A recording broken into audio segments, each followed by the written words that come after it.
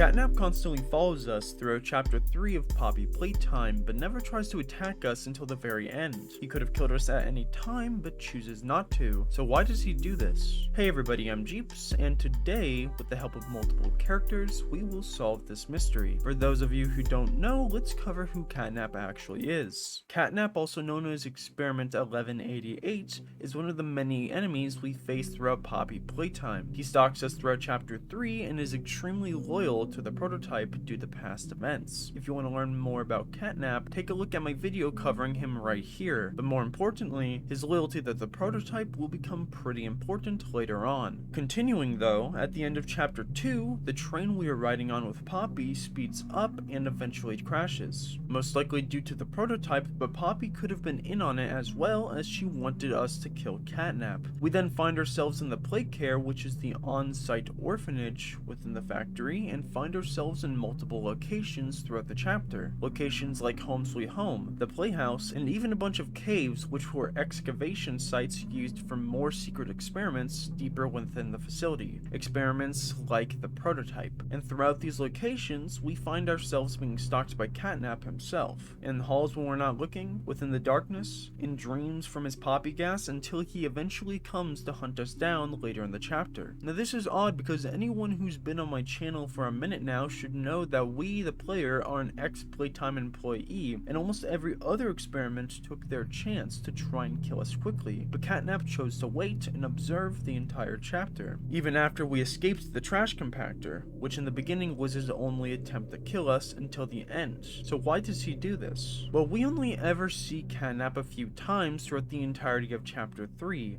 which you should know has 3 hours of gameplay, so not a lot. But one person has an entire part dedicated to her, and she plays a pretty big role in this theory. You see, Miss Delight, who was created to be the teacher for the kids within the schoolhouse, made a truce with Catnap, if you want to call it that, under loyalty to the prototype, after certain events that occurred after the Hour of Joy, which you can learn from VHS tapes found in the schoolhouse. And in the game, when we come across Miss Delight, she also gives us a chance to back away, and even recognizes us. Catnap wouldn't like that you're here. You should leave, for your own safety.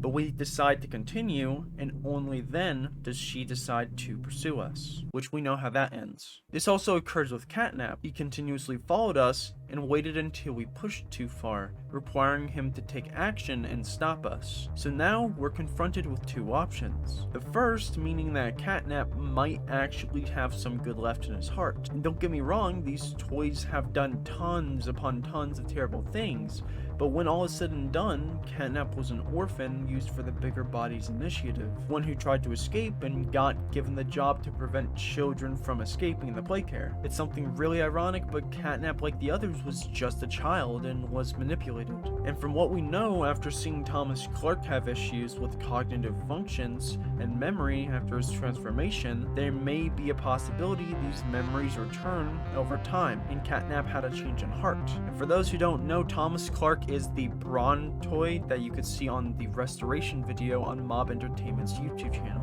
But before we continue, I'm gonna cut this theory off right here because I don't truly believe this is the case, especially considering that Miss Delight also gave us a chance. But I think the second theory will stomp it out almost completely. You see, the child who became Catnap was Theodore Gramble, and in my video on Catnap's story, I explained how Theo had an imaginary friend and tried to escape with the help of the prototype being the imaginary friend, but accidentally electrocuted himself, getting captured, and later being turned into Catnap. This bred a certain special loyalty to the prototype that only Catnap had.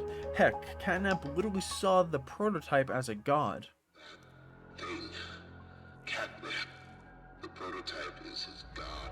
So hear me out. What if Catnap didn't kill us because the prototype gave a command for him not to? The prototype watched us and waited and let us kill out everything in our path, including Catnap, until he came to finish the job himself. This is why Catnap held off until the very last second, and it will explain why Miss Delight also gave us an opportunity to back off. But if this is the case, why would Catnap then give us one last opportunity to leave Playcare after we wake up from our hallucinations at the end of chapter 3? Well, I believe Catnap was ordered only to attack us if we progressed a certain amount. And after rerouting the required amount of power to reroute the gas production line, too much was done and Catnap leapt into action. Overall, there could be many reasons why Catnap chose not to kill us immediately, which he could have done right from the start, and under what I've reviewed and knowing Catnap's history, I believe the prototype definitely has something to do with this, especially considering that Miss Delight and Catnap were both making a truce together under the prototype. But that's just my theory on this matter. What is yours? Tell me your thoughts in the comments below. Once chapter 4 comes out, we'll have some more answers, but until then, keep theorizing. Anyways, I'm Jeeps, thank you so much for watching, and I'll see you next time.